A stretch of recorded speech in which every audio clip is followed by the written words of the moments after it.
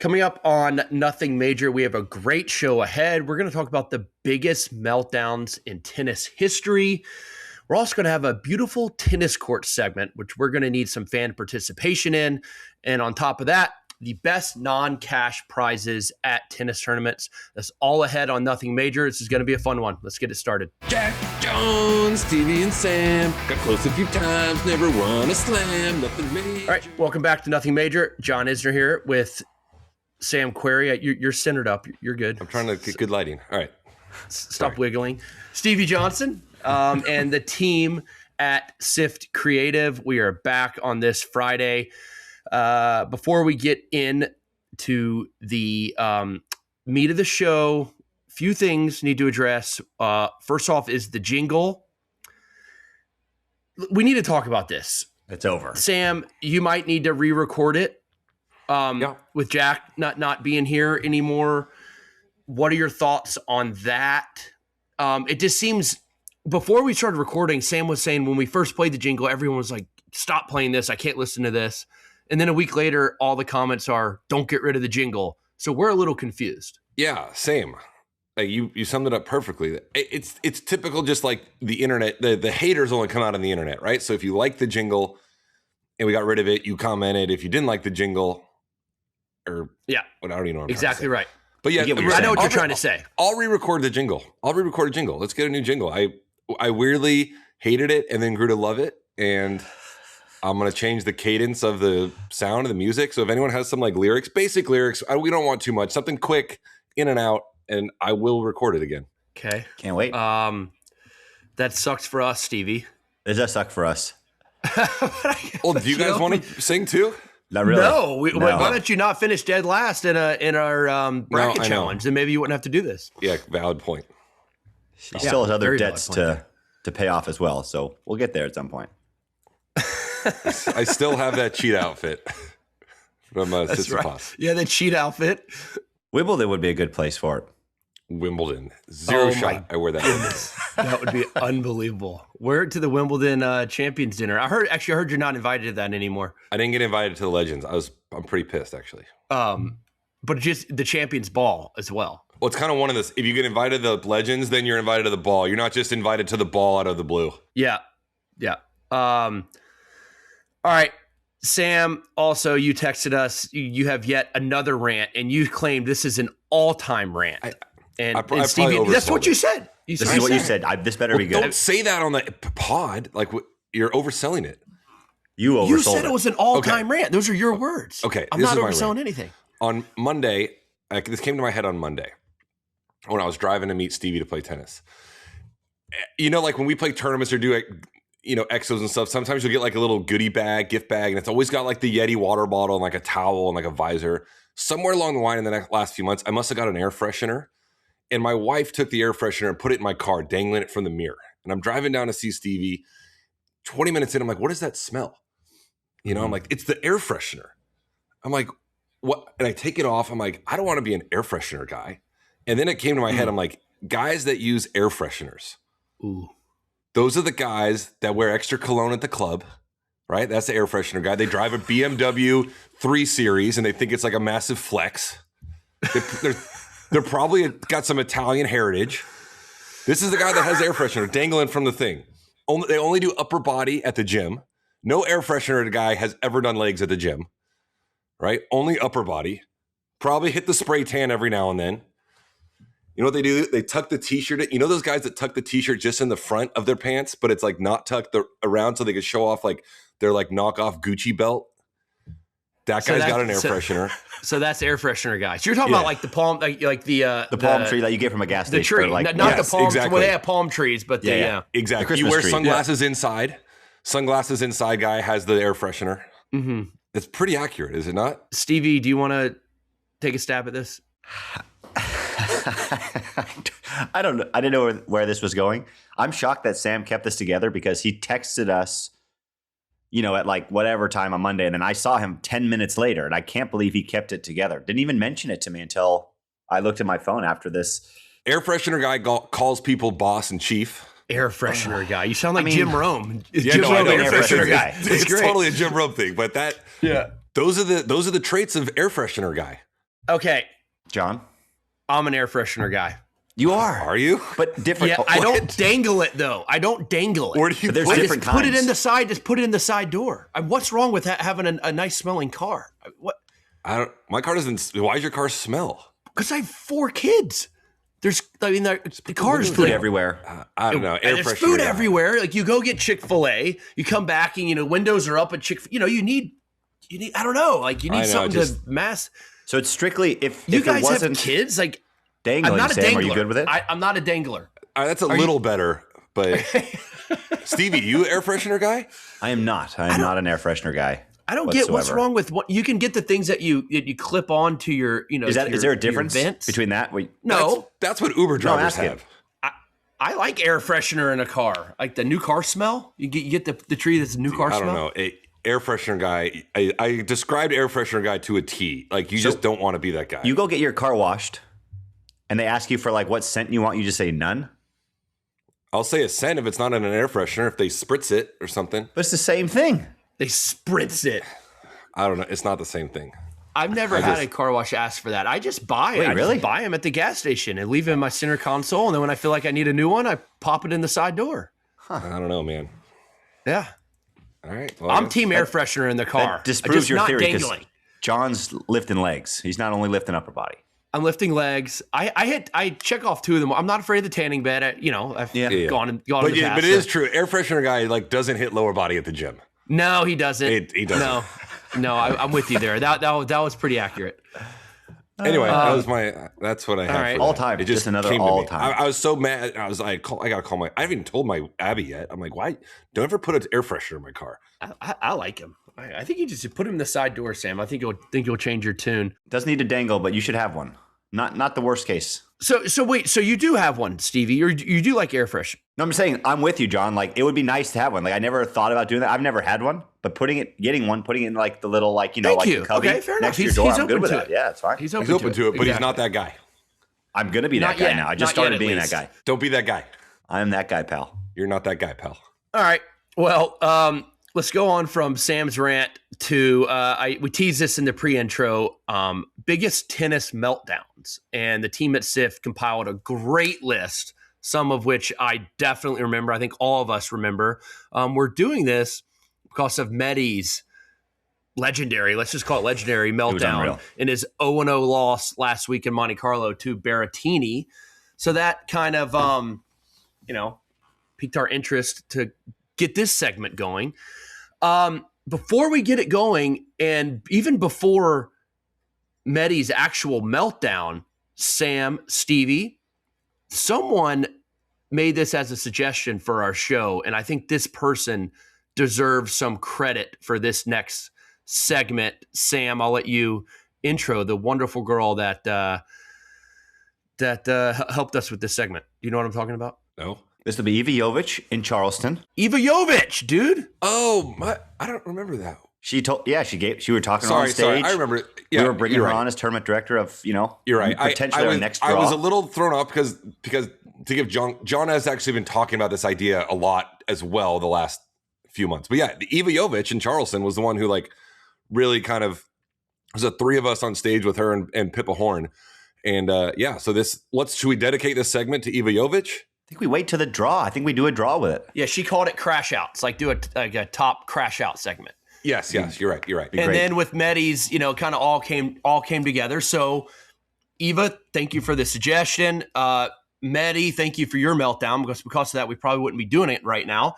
And let's get it started. So guys, what are some examples in the past that you want to just go through the list, Stevie, of some of the ones we have on here? I was on last week at a TC live that after it happened. And it was so funny because every time you think Medvedev was done with that racket, he gave it just one more good lashing. It was phenomenal. Broke it at the baseline, then throws it. Then he kind of walks a couple steps. The crowd gets into it. He throws it again. He keeps hitting it. It's pretty impressive how mangled that racket was. And it still had some left in it for the 7th time. He cocked back and just smashed it into the ground. And I respect it. I respect the hell out of it as a guy that broke 1 or 2 rackets during his career. No more. I still can't believe we lost 0-0. All right, legendary one, 2012 Australian Open, Marcos Baghdatis, where he just sat on the bench and took every racket out. Remember, some of them he didn't even take out of the bag. Still in the plastic Still bag. in the wrapper. Was that mid-match? Or was it after the match? Yeah. So we must have kept one or two to play, but that one is that I feel like when you're scrolling Instagram, that makes like the For You page every year or so. You're like, oh, I remember that one. I agree. Okay. I remember, y'all remember Nalbandian also in 2012 in Queen's Club. He was trying to hit like a running forehand, missed the shot, and then kicked that little wooden, barrier that the linesman was sitting behind. It like splintered and cut the guy's leg. Yeah. And he oversold it a little bit. Dude, he oversold that like crazy. Yeah, but I remember him pulling up the pant leg. He was bleeding, and they were like, it hit the guy's shin. You know how bad it hurt? Hit his shin. Yeah, he oversold it, and he got. I think he was playing Chilich. I don't know why I remember that, but I could be wrong. But it doesn't really matter who he was playing. Automatic DQ. The match was over. Stevie, what else do you have for us from this list? Can we take it way back? We got Johnny Mac. I mean, legendary. The famous, one of the most famous quotes probably in tennis, that you cannot be serious, in 1981. I mean, that's just Johnny Mac. He is the crash out king, but he does it, and he is just an absolute legend for it. You know, when it's not on the list, we forgot Pablo Carreño Busta when he lost to Kenny Shikori at the Australian Open like 6 years ago. And then he took his bag, and it was after the match, and he threw his entire tennis bag. That was a really good one. That was a really good one. That was excellent. I remember that was pretty recently. Mikhail Youzhny. Yeah. In Miami 2008. Legendary. Well, I think he was playing Almagro. I don't know why I remember who these guys are playing against. But that's my guess. I thought he was playing Almagro. Smashes. Everyone knows that. I mean, that you don't have to be a tennis fan to know that one. Double hand, smash the strings into the head, and a night match in Miami. Starts bleeding right down his face. Looks like a WWE fighter. So, the blood is just streaking down his face. Youzhny in 2008. That was a really good one. Can I just side Youzhny story? Remember that one time in Geneva? I've told you guys this. Like CB, who was coaching me and Stevie at the time, I was trying to hit with Youzhny and his coach Boris. We're trying to set something up. Like, oh, does Mikhail want to hit on Wednesday? And CB always just tells this story. CB or Boris went to CB. Was like, Mikhail can't hit Wednesday. He has to go to the bank. Oh, that's right. CB was like, okay then. Like, what, you go to the bank for like 14 hours? Yeah, I've never heard that story. Yeah, couldn't hit. Yeah, he's like, yeah, Mikhail couldn't hit. His coach said he had to go to the bank. So, do you think he just didn't want to hit with you? I think he probably just he actually had to go to the bank. I think he just had to go to a Swiss bank and figure out some tax things. Yeah. Okay. Anyway, sorry to pivot. I forgot about that. Okay. Stevie, go for it. Stevie, go ahead. I mean, you got a couple legendary ones. You got Serena at the Open 2018. I'm blanking on one. There was one in Rome years ago. I feel like Kyrgios was involved. I can't remember if it was Kyrgios or maybe it was Kyrgios versus Casper Ruud. And it was Kyrgios that blew up and like started throwing stuff on that side court. And he was talking crap about Casper. Like, this guy's the nicest guy ever. Yeah. But he was on the bullring court. The two courts side by side. Yeah, exactly. Yeah. And Kyrgios. I mean, Kyrgios could make this list a bunch of times. Let's be honest. He made our list in 2019 Cincinnati against was he playing Kachanov? I got a good memory on these things. I think he's playing Kachanov, and he went to the bathroom, and he had he smacked, cracked two rackets. Did he get defaulted, or did he finish that match? I don't remember it. 2019 Cincinnati. That was a really good meltdown from Nick. 1995 Jeff Tarango. Some of our listeners may not remember that. Legendary. I personally think this is the best one ever. He was good on grass. And at Wimbledon, he walked off the court after accusing the umpire just flat out being corrupt and just quit the match and walked off the court. And his wife also slapped the umpire. Yeah. Yep. After the match. I'm sorry. As legendary as Johnny Mac is, and that, you cannot be serious, I like the Tarango one. You got to go with it just because when the family gets involved off the court, that's even better. That just gives you that little bit extra. There's a rumor with Tarango. I don't know if this one, another Wimbledon match. You know how the Wimbledon umpire chairs, because it's grass, they're on those big wheels? Yeah. He got pissed at a call and physically wheeled the umpire off the court. Push the chair. And I don't know if it's this match or not. I've never heard that one, but that would be funny. I feel like we could look into that one, or one of our fans. You know what? You know who else has had some good rants? Is Fabio. Oh, Fabio was at Wimbledon. He's had some good ones in Asia too. didn't really enjoy playing over there. You got to throw Asia out. So guys start snapping. Okay, Asia doesn't count. Like you're just tapping out there. Yeah. The Pliskova in Rome where she took her racket to the umpire's chopping chair. Down the chair umpire. I don't remember that one. We got to throw some WTA love in because we don't. The women are much more level-headed than the men, so we don't see it as often. But she was 100% right on that, by the way. Yeah. What happened?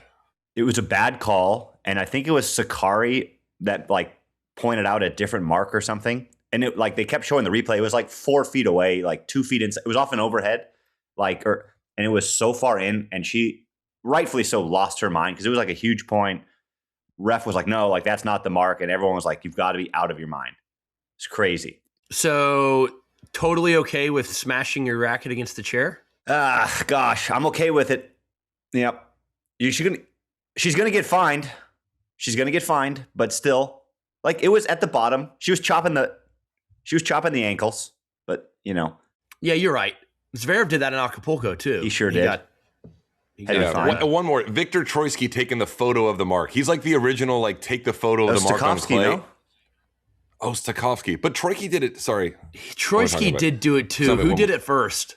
Stakhovsky did it Victor did it in Rome, dude. You're right, Sam. My issue with that is, I like when players do that. You know those clay court marks that sometimes you can put the mark online and it's 50-50 whether people think it's in or out. It's so tough to call those. Okay, so what are we going to do with this? We're going to choose 5, put it up on Instagram, maybe on our stories, and have everyone vote for it. So you want to go Tarango? We got to go Baghdatis. Yep. Yes. Nalbandian. The Nalbandian one, it wasn't a huge meltdown. Just a quick frustration kicked the thing. It was quick frustration, but it was prolonged. It was a final. Fair enough. Yeah, good point. McEnroe. I feel like we got to put the McEnroe. Yeah. He's going to win. I think everyone's going to vote for that. I know. I personally like Pablo Carreño Busta in the Australian Open throwing the bag. That's fine. That's 4. We're missing some unbelievable ones too. I know. Dude, Youzhny's legendary just because the blood down his face. He looked like a Youzhny. Good point. Youzhny. Like a villain from a movie. Yeah, this is correct. All right. That was good. That was a fun segment. Yeah, good list. Yeah, we're missing some too. Iva Jovic, and thank you, Daniil Medvedev, for the inspiration for this segment. Yeah. All right. So moving on from that. Sam, Stevie, let's talk about our friends at Tennis Warehouse, shall we? Yes. Let's do it. All right. So if you're listening to our podcast, chances are you're a big, big tennis fan and you love the sport. And also, if you're a gearhead, like a lot of us are, well, that's what makes Tennis Warehouse different because they have everything you could possibly need. Yeah, and we, in our time, playing tennis, we've done a lot of testing. We've met the people over at Tennis Warehouse. They are obsessed. They test everything. They get it in their hands, you name it. They love it. They test all the rackets, the shoes, the strings. They put it through the rigors of what it takes to be a great product. And the reviews, they're legit. They get the job done, and they know what they're talking about. Also, now that it's clay court season, the players got those new kits, right? There's always the clay court, new clothing line. Tennis Warehouse has that. They've got the clay court shoes with little grooves on them. I love when you see people at tournaments and they're wearing the exact setup that Rafa would wear at Rome and Madrid. It's always, you always got those people. They're probably getting in at Tennis Warehouse and they wear the same outfit as if they're going to go play on the court. But if you want that new clay court Carlos Alcaraz outfit, it's at Tennis Warehouse. Yep, it absolutely is. And if you're unsure of what frame to use, their demo program, which Stevie and I know a lot about, is the absolute best. You can try up to 3 rackets before buying the one that you really, really like. So you're going to know exactly what works for you. And the good news is you get free shipping over $50 and flexible returns, and the customer service team is ready to help you if you need it. Tennis Warehouse makes it as easy as possible to find that perfect stick. We mentioned a few episodes ago, mostly me, I'm a big warehouse guy. We still got to get to Tennis Warehouse. Stevie and I are going to do it. We can drive, but go visit tenniswarehouse.com. Get all your clothes, demo those rackets, and they're a great partner of the show. So thanks, Tennis Warehouse. Yeah, or go visit the actual warehouse in San Luis Obispo, right, Sam? That too, yeah. If you really love tennis, you'll actually if you're a big warehouse guy. You'll get a hotel room. You'll go, I'm assuming, look, if you drop our name at the front, they'll let you tour the warehouse. That's right. I feel like we can get that. I feel like we can make that work. Yeah, maybe. All right. Well, thank you, Tennis Warehouse. Appreciate y'all's support. Yeah, I'm serious about it. Drop our name. All right. So also teased in the pre-intro about best non-cash prizes at tennis tournaments, and with Stuttgart starting right now, the winner gets a Porsche, and some other top seeds also get a Porsche. We even think that you can get 2 Porsches if you're the number 1 seed and you win the tournament. So we're going to go over some examples, and we're going to give our opinions on what the best non-cash prizes are all time at tennis events. So I just mentioned Stuttgart. It's Porsche. Pretty nice. Those are very expensive. What else do you guys have for us, Stevie? What do you like? Got a question for you. If you actually won a Porsche, John, would you actually be able to drive it? Honest question. I'd likely sell it back to the dealership. Okay. Yeah. Just totally curious. No. It's a great question. Because you can't even fit a golf bag in there. Like, how are you gonna? Well, the thing is, it's like there's virtually no back seat, so it's just hard getting in and out for someone as my size. But once you're in, it's not that uncomfortable because sometimes the seats. So basically, you just make the back seat completely obsolete. Just put the driver's seat all the way back. But just getting in and out of it, too much of a pain in the ass for sure. So I would sell it back to the dealership. Nice gesture, but I couldn't drive a Porsche. Yeah, I mean, I guess like the one that kind of sticks out to me, because you kind of like the tournaments have like car sponsors. They kind of do quirky things sometimes at the end, but I don't know why it always sticks out to me. Like the Hubie Hurkacz when he won Estoril, like they brought out like the big screen. They wheeled out the big screen, and they're like, oh, like why don't you type in your whatever, and they like immediately sent over the funds to his account. They like showed like transfer complete, 96,000 euros or whatever it was, because usually got to wait till like that next Friday, and the tournament was like, we're doing it today. The ultimate gift one was back in the day. Stevie, I don't think you played this tournament. Indianapolis. For a long time, it was called the RCA Championships. And RCA was like Radio Shack. It was like an electronics company. And you used to get, John, you probably played it 1 or 2 times. I played it. I think I played it 3 or 4. Once or twice. Yeah. But you would get, like, if you won your first round, on top of prize money, you get like a VCR. If you won your second round, it'd be like a TV. Third round would be like a camcorder. And like the gifts like got substantially better the more rounds you would win at the tournament. Yeah. When it was RCA. Great. Yeah. Yeah. And like that tournament was pretty legendary. It was just known as like the RCA. It got to a point where, you know what I mean? So yeah, that's a really good one, Sam. Everyone remembers for when Roger played Stade in Switzerland. He never played that tournament that much. Yeah. I forget the circumstances as to why he played. Maybe he lost early at Wimbledon like one time, but whatever. He played the clay court event in Stade, and the tournament gifted him a beautiful cow. That's better than any car, honestly. It's better than any car. And there's this awesome photo of Roger with the cow. Like, what am I supposed to do with this? Like, should I start milking the cow right now? How lucky is the cow to go home with Roger? That cow's probably went to like the most beautiful farm, like in the hills of Switzerland. Yeah, I think it was largely symbolic. I don't think Roger hooked up a trailer to the back of his car and drove it to Basel, but still a great gift. Nonetheless, still a great gift nonetheless. What else is there, Stevie? Maybe he was playing you, John. There was like that awkward video where Del Potro won DC and he like couldn't take the watch because he was a Rolex guy, and like there was like you got handed like a Citizen or some, like it was a nice watch, but he goes, I'm a Rolex guy, like I cannot accept this. And it was like kind of awkward. They're like trying to hand it to him. It's like a tournament sponsor, and he's like, no. In a nice way. He beat me in the finals. Like, no. And I don't even think they gave it to me. Now that I think about it, just give it to me. Was it you? Yeah, I just gone down the list. He definitely beat me in the finals, and it wasn't because it was the whole ceremony. Tried to give him a watch. He's like, no, can't do it. Oh, it's funny. I'm gonna email the brass. I'm gonna email the brass in DC and get my watch from 2012. Speaking of watches, Monte Carlo and Shanghai, you get a Rolex for winning both? I didn't even know that. I mean, Shanghai's the Rolex master, so it makes sense. Is Monte Carlo, Rolex, this must be their title sponsor? Yeah, maybe. I don't know. It's a good question. But I guess you get a Rolex there. You get to pick the Rolex? They don't really have to worry about it with Carlos and Yannick winning, both Rolex guys. So they're good. Yeah, Rolex is so involved in tennis. I feel like the three of us are like the only guys not sponsored by Rolex in tennis over the years. Yes, they are very, very involved in tennis. Oh, it's called the Rolex Monte Carlo Masters. Yeah, so okay, that would make sense. So Shanghai and Monte Carlo champs get a Rolly. I feel like this isn't a knock on the tournaments, but early in my career, I mean, you guys would have had way more of this.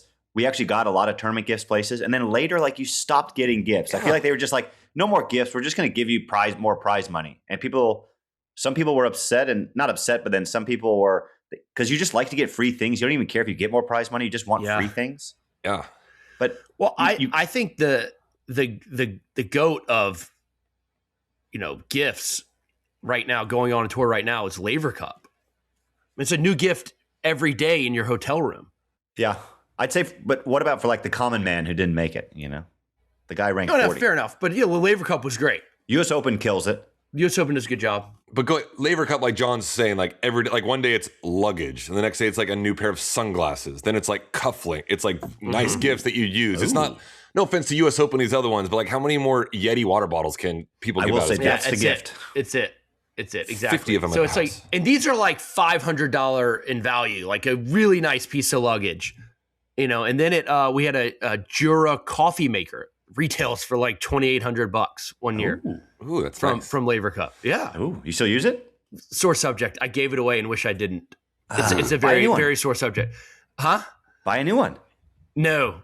Okay. I had one for free and they worth $3,000. I'm not going to buy one now. I have a good coffee setup at home, but I it's like we always like the car is probably the most common. Like you win this, you get a car. I'm trying to think of things that like would be like kind of really nice and unique that would be a fun thing to like give that would incentivize players to go play a tournament. We really didn't have any like if the tournament was like, look, winner also gets like a 7-day trip to like a 5-star safari. Would that like entice people to go play it? That's actually a great call. Yeah.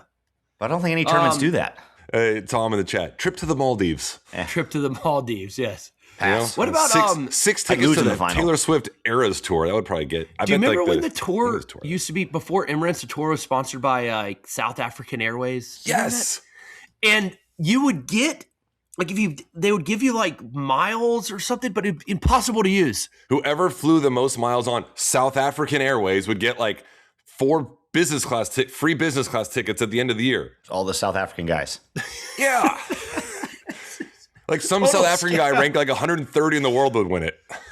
Yeah, exactly. Yeah, I remember that. Your coach, David Nankin, obviously South African. He was like, I think, Sam, you like did well and you like earned an upgrade somehow and he like took it or something like that. If he did, I hope I can't remember. I would never use South African Airways. Yeah, exactly. Sam, did you get a membership to Queens after you won it? Or like honorary? Like, could you go there right now and be like, I won this in 2009? No, Wimbledon's the only one that I know that you get like an honorary membership because, as you like, most tournaments aren't played at a club; they're played at a public stadium of some kind. Yeah. I do think there's a couple members of Queens, like I think the Bryan brothers are members there because they won it 6 They're times. They're non-paying like members. I can guarantee you that. Yes, not going to pay the dues. If you're a member at Wimbledon, you win it. Do you have to pay the dues? I don't think so. Think Roger's getting the invoice for? Well, like, do they have voting rights? If they want to like upgrade the cafe, and they're like, oh, we're going to put it to a vote for the members to like see if we're going to do the upgrade. Is the email being sent to Roger? And he's like, I don't know if we want to like do the construction right now. Like, we're being it's a $1,400 assessment. He sits on the board on the lawn committee. That's a good question though. If Wimbledon champions. If those honor members actually are like real members of the club where they get voting rights. So Tom just wrote in from Sift in the chat that a quick Google search reveals that the champions of Queens should have an honorary membership. That's 100% not true. maybe they just didn't offer it to you. Maybe everybody else but you. That can't be true. That would be hilarious. I remember looking into this. It can't be true. It's not true. All right, fair. Well, we can ask Tommy Paul. Tommy Paul won it. I think he'll. It's a good call. We'll ask TP. Yeah. He did win it. All right, that was fun. I think Roger. I think the cow for Federer is the best. Number right? one. Yep. Hold on. Another quote. Paul also receives an honorary membership at the club, so we're hope to see him back at Queen soon. Now I feel like I'm the only one that didn't get it. They started it in the year after you won it, probably. I'm gonna look into this and report back on Monday. Sorry, John. Who are you gonna email? I don't know. I don't have access to the. I don't know who I'm gonna email. Yeah, Sam, you need to look into that. Yeah, I'm going to. I can't wait for this episode to end so I can get on it. What a nice club. You can go there, wear your great clothes, and I'm sure they have great, socials at the event. I mean, at the event and at the club just year round. I'd fly over to play the member guest. Maybe one of you guys would play the member guest doubles championships with me at Queens. It'd be fantastic. Yeah. I'd do that. Yeah. Be some horrendous returning on the fast grass courts. I like our chances. I like our chances too. Yeah, probably. It's like Henman's playing or somebody good. All right, everyone. This show is brought to you by Momentous. When people talk about energy, recovery, and performance, they usually jump straight into training, protein, and supplements. That's not everything. One of the most overlooked pieces is gut health. If your gut is not dialed, everything else struggles to work the way it should. That is where Momentous Fiber Plus comes in. Momentous Fiber Plus is a complete 3-in-1 formula with soluble fiber and insoluble fiber and a prebiotic-resistant starch. The combination is designed to support gut health from start to finish by feeding beneficial gut bacteria, improving digestion, and helping stabilize blood sugar for steady energy without spikes or crashes. I've been using this the last few months, guys. It's awesome. My gut actually feels a lot better. My energy's up. I got 2 little kids. I'm up early. I'm doing stuff. Everything Momentous makes, it's clean and minimal ingredients and no artificial additives or artificial flavors. Every product is independently certified by NSF for sport or informed sport, meaning it is tested for contaminants, heavy metals, banned substances, and verified for label accuracy. And if a product doesn't meet their standard, it never hits the shelves. Right now, Momentous is offering our listeners up to 35% off your first order with promo code NOTHINGMAJOR. Head to livemomentous.com and use promo code NOTHINGMAJOR for up to 35% off your first order. That's livemomentous.com, promo code NOTHINGMAJOR. Next segment, guys, and this is one that I think we've been talking about for a few weeks, and I in particular am very excited about this. It's we as a podcast here at Nothing Major, we are on a quest with our fans participating, helping us along the whole way, on a quest to find the most beautiful tennis court in the United States of America. And we want to find this court, and we want fans to vote on it. We want to ultimately, hopefully, go to this court and do a little segment at this beautiful place. This doesn't don't choose Indian Wells Center Court, right? We want stuff kind of off the beaten path. Stevie, you said you have a coffee book, like a coffee table book. I'm flipping through it right now, boys. Of beautiful tennis courts. And we're is keeping that this. Courts just in America, or is that all around the world? Because we just wanted America. We just want America. I have a lot of pages saved in here for all over the world if we can get there. But yeah. But we have some examples, and you guys don't want to go to Austria, play a little tennis here? That sounds amazing. I mean, Austria, that sounds amazing. That just happens to be the page I'm on. We have some examples here in our rundown of some beautiful courts in America that could potentially win what we're doing here. And this is right up the alley of the courts that we would want. There is a grass court in Charles City, Iowa, off the beaten path, right? This is what we're talking about. It's like the Field of Dreams tennis court. Yeah. It's absolutely stunning. There's at the Enchantment Resort in Sedona, Arizona, a very zen place. They have a tennis court that's situated. Is it in your book? It's in Stevie's book. So right there you go. Situated next to the four main energy vortexes in that area. So Enchantment Resort could be coming your way if you guys win. the homestead in Glen. I just lost it. You guys help me out. What else? It's the homestead in Glen Arbor. That's near Lake Michigan. It's like these 2 courts. Is that 2 courts? No, 3 courts. It's just like right on the lake. It looks beautiful. Like absolutely stunning. Yeah. So many of these courts too, we actually don't have that much information on it because some are like these private courts. It's hard to, there's so like one picturesque, court so here. private, so beautiful. You can't get much info on it. And the answer could totally be a private court, right? That someone knows about. And we would love to travel to this court if, of course, we could get permission. So honorable mention to the one in LA. Stevie and I have hit on it a handful of times. I don't know if John, you have. It's called the Sheets Goldstein Court. It's the Infinity Court. If people don't know, it's in Beverly Hills. One side of the court, instead of a fence, it's like a glass barrier that looks out over all of like Los Angeles out to the ocean. It's stunning. It's called the Infinity Court because it looks like one of those infinity pools that drops off. It's like a tennis court that just looks like it drops off over the edge because of the clear glass railing. It's amazing, but that one's not going to win because you guys could just drive there in 30 minutes. Exactly. That one can't win, even though it's breathtaking. So what we need from our fans is suggestions and some help with some absolutely beautiful tennis courts that they know about. Again, off the beaten path. Yeah. Rapid City, Iowa, right? Like that was like the perfect, not Rapid City, whatever it was called. Charles City. Charles City. Rapid City's in South Dakota, I think. But anyways, you get Does my it have point. to be Charles aesthetically City, beautiful? Yes. Yeah, what else would it be? I'm saying like if you're at like at Grand Central, like the Vanderbilt Tennis Center that just has the one court now, like up in Grand Central, like terminal, that's pretty cool. It's but that would be I'm aesthetically saying like beautiful. it's not like aesthetically beautiful like we're looking at here, like we're right next to the water or you're right next to. Well, we just need suggestions. We need to we want just lots curious. of choices and beauty pictures is in the eye of the beholder. It is, absolutely. And it could be a court that no one has ever even heard about or ever seen before. And That's we what we want to highlight. hear. That's what we want. We want to highlight the beauty of that court. And we really do want to travel there.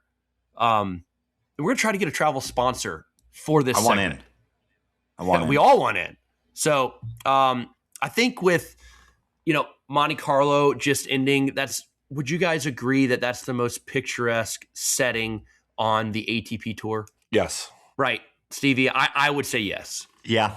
It's not, it's got a lot of history, but it's not like the grand scale of Wimbledon center court, but just the backdrop. Like that's what we're looking for, right? Yep. So, that kind of inspired us to get this segment going. And again, we really need fan participation. So this one's going to be fun. Hopefully you guys can participate, send some pictures of these courts, and we'll try to get a winner and head there. And ultimately just to highlight the beauty of our great sport, tennis. Yes, gosh, that's what it is. Well said. Yeah, you see this in golf courses all the time, right? Like, let's do it on the tennis side. They do it on the tennis side, but I think it's a little more done in golf, and we're gonna do that here on Nothing Major. So look forward to that. Same. All right, what do you guys think about some fan questions? Well, they had that top 25 male tennis players list that came out. I don't want to just get in an argument over that. Let's hit that next. Not an argument, but like it's such a stupid thing. Like, I don't want that. Should Ken Roseball be a number 15 or number 17? I know it's hard. Like, you can only do like open era now, modern day. Yeah, I hate comparing generations because I like my chances against Rod Laver. Yeah, yes. What's Rod gonna do with your slice? He'll probably actually hit it for a winner, dude. No way, man. Like, no way. You give Rod Laver modern technology, he's chopping you up. You insane? He's chopping. That was a bad example, Sam. What is he gonna? He's gonna come into my backhand. He's gonna win every point. I agree. But you said you like it. You said it. I know. I retract immediately based on thinking about him coming in. This is such a difficult hypothetical. Yeah, I've seen some highlights. If you give him new technology, I'm out. Yeah. I quit. I've seen some highlights of Rocket. Like, did he get out of the corners well and stuff? Like, dude, so quick, like way ahead of his time with his athleticism. Like, no, John's not joking. Rocket. Oh, all right, I was joking. No. Give him like the new Babylon Blue Bab. He's chopping me up. No, he's not a blue. He's like a head guy. I feel like.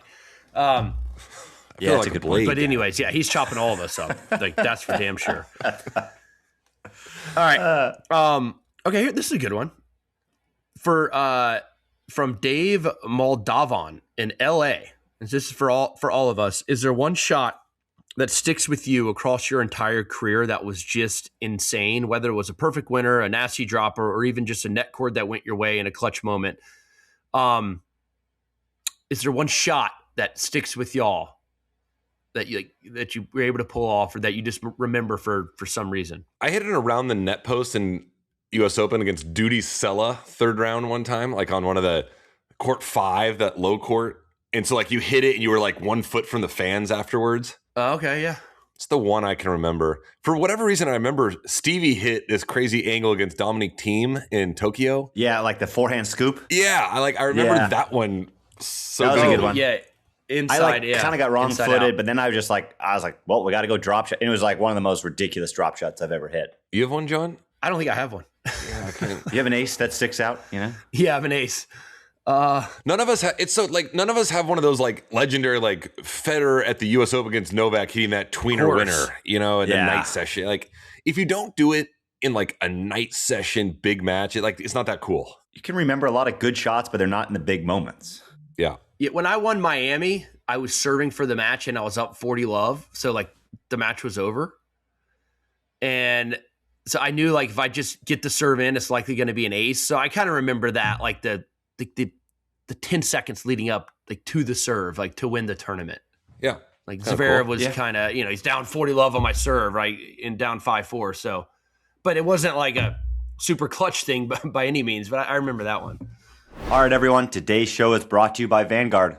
To all the financial advisors out there whose job it is to help your clients keep more of what they earn, Vanguard is here to help you with that. Vanguard is slashing fees once again, and this time for more than 50 of its funds. That's on top of the big fee cuts that they gave last year to investors in 87 of their funds. In all increasingly high-priced world, Vanguard is staying true to excellence without expense. Not only do your clients keep more of what they invest, they get sophisticated, active, and index bond funds at industry-leading low costs, and low fees help you deliver greater value as an advisor. With top performance shouldn't come at a higher cost, and that is exactly what Vanguard does. All right, everyone, go see the record for yourself at vanguard.com/impact. Once again, that's vanguard.com/impact. All investing is subject to risk. Vanguard Marketing Corporation, distributor. You like life advice from Bill? It's going to be quick. Read it, Sam. Let's do it. Life advice from Bill. Got a pretty minor issue, but it's been bugging me. Met a guy at my local bar a few weeks ago and we got chatting. He ended up inviting me to a baseball game, which was a nice gesture, so I went. Problem is, he's a lot. Never stops talking, super loud, just kind of exhausting to be around since he's been texting me nonstop and trying to hang out with me all the time. It's got to the point where I'm avoiding my own local bar in case I run into him, which feels ridiculous. I do feel a bit bad since he might not have many friends, but at the same time, I didn't sign up for this. How do I create some distance without being a jerk? We've all got friends like this. We've all got that guy. You gotta just, you can't do, if it's annoying you, you can't be around him. Like, you can't stop doing what you want to do. That's ridiculous. You gotta live your life, and that's it. Everyone's got a little bit of this guy. Like, we, in our own group chat, we make fun of some guys that are this guy. You got a separate group chat to make fun of that guy? We got a separate group chat to make fun of Stevie. Yep, it's fine. But like, Isner, you know that my guy. Yeah. You just gotta. Yeah, you got to walk away from it. Unfortunately, it is. This guy seems nice though, because he feels bad. This guy might not have a lot of friends, but that's why. But yeah, he does seem. It's like breaking up with a girl. A baseball game. Went to a 9-inning baseball game with this guy. And that's a. What should he do? What do you think he should do? That's not as bad now. I think he should slowly reply less, and then it'll kind of just fade away. Yeah, or just set up like hang out for coffee. Not a baseball game. If he's a nice guy, I just no. There's an underlying issue. You can sense it. Like, you got to pull the plug on this guy. Yeah, that's a good point. It sucks, but yeah, you can't stop living your own life. It's always got to be. You always just got to be busy. Yeah. That's a great question, though, Bill. I don't know. Hopefully this guy doesn't listen to the show. Yeah. That'll be uncomfortable. Great question, Bill. I don't think we had I think Sam and Stevie say just like slowly wean yourself off the situation, off the relationship. That's what a nice guy would do. That's it. Okay. Brutal. All right. Okay. From Coach Paul, I think this is in Cape Cod. The D is not in there. But anyways, his question is, how much should I, as the tennis coach / father, push my kids in tennis to get as good as they can get versus letting them stay inspired, hungry, eager to play and learn and get better? Where's the line of balance, and when do I cross it, and when should I know not to cross it? Thank you, guys. Love your show. Coach Ball, great question. I think for me, I would need to know how old your kids are. Let's assume they're 10, 11, or 12. Okay. Now answer. Got first-hand experience with this. Yeah, Stevie, you start. You have first time. Your dad was your coach. You've great experience, and I think you had a pretty decent tennis career. So you start. Yeah. Look, my dad was my coach. Obviously, I spent every day. When I'm 5 years old, all summer you just go with him to the tennis courts and you play. You have fun. Like, never push tennis on me. And luckily, obviously, for being in the tennis world in Southern California, all his friends were also other great tennis coaches in the Southern California area. So there was always times where he would step back, right? Like, if you're in the tennis world, other guys in the tennis world, that's your circle. So for me, it was great. And, when I started to get 16, 17, my dad was like, I think, it's time to just be dad, and I'm going to step away and let somebody else kind of take the reins, for lack of better terms, but was always there, and luckily you don't always hear that from a parent-child relationship. But it was nice that my dad stepped back and would never call me with advice, right? Like, he would always answer if I called, but pretty fortunate. But he never pushed me to play tennis. None of my parents ever did. I played other sports until I was 16. So it's important to just love the game. Get your kids to love the game. They love the game. They will get better. They will have fun. They will want to play forever. You start forcing things on them, that's when the passion goes away, and then you stop getting better, and then it's no fun, right? You kind of have to take a step back to have their passion grow, I think, to a certain degree. Well said. Yeah, I think too much too soon can be a kiss of death for a kid. And I think it's pretty clear, I think we all agree that kids should not specialize in tennis, in my mind, till about 13 or 14 at the earliest.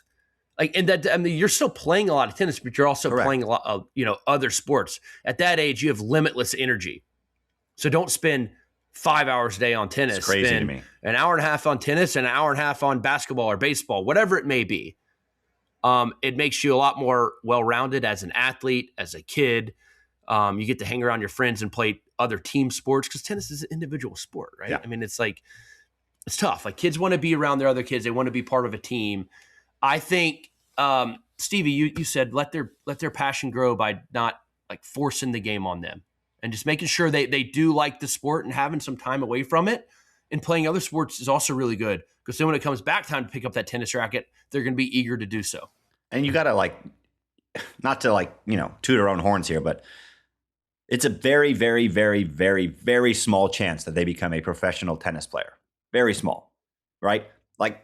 So let's just let them love tennis forever. You don't want to just have them hate the sport that you're also involved in. So it's if they can play high school tennis, okay, great. Maybe they play college tennis. Okay, maybe the next step is they could actually be a pro. And you don't want to kill that passion and that dream just because you want them to play 5, 6, 7 hours a day, which is insane as a young kid, I think. I'm with you, John. Yeah, and I think the three of us are good examples. Jack's a great example. All four of us went to public school, and we did just all right in tennis. Ben Shelton, played high school another tennis. example. Played high school tennis, went to public school. You don't have to specialize and feel the need to, I got to get my kid down to Florida or some academy. Yeah. Let them go at their own rate. I think most importantly, have fun and be a kid. It'll be just fine. It's also important to remember the results do not matter in the 14 do not matter. Numbers. They just flat out don't matter. It's like making good grades in 5th grade. Colleges don't look at that. So, anyways, good question. I think Sam disagrees. I have nothing to add. That was great. Yeah, nothing to add. Right. As a child prodigy, Sam is no longer viable for this segment. Yeah, no, Sam was. I still submit that 21-year-old Sam was the best Sam with the Prince racket. You were nasty. Yeah. You were nasty. Your forehand was somehow, so good. Somehow he's gotten goofier, good. However, which is good. Yeah, exactly. Forehand and serve was so good. All right, that's it, guys. Great show. Great show. Good show. I love when we have great shows. And again, the tennis court segment to our fans, like help us We out need here. that. We're trying to do a thing here. We're trying to do a thing. This is not some little like quick hitting Instagram reel or whatever it may be. Like we're trying to do a thing. We need your help. We need your submissions on I'm ready to go where to Charles these City, Iowa. beautiful to play tennis on some courts grass. are, because we like to travel, right? And Also, we have fun hanging out. Other traits of air freshener guy. If I missed any. Other traits of air freshener guy, if you've missed any. Yeah. Yeah. It's also Probably shave their legs. yeah, good one. Probably. No, they're not shaving their legs. They're going pants at the gym because they're not lifting lower body. They're not showing legs. That's true. Yeah, No, that's they're true. like a But you shave sweatpants. your legs to make your legs look stronger when they're skinny. Yep. Make them look more defined. But We're they're on also to it. wearing pants at the gym. You're right. Yep. That's it. This is devolving really, really quickly. That's it for Friday. Appreciate you guys. Thanks to everyone. Stevie, Sam, team at SIFT. Appreciate you guys. Like, subscribe to all of our content, and ring that notification bell on YouTube. We would appreciate it. And we will see you next week on Monday. 4 friends who played on tour, hung it up and wanted something more. Nothing major. Jack, John, Stevie, and Sam got close a few times, never won a slam. Nothing major.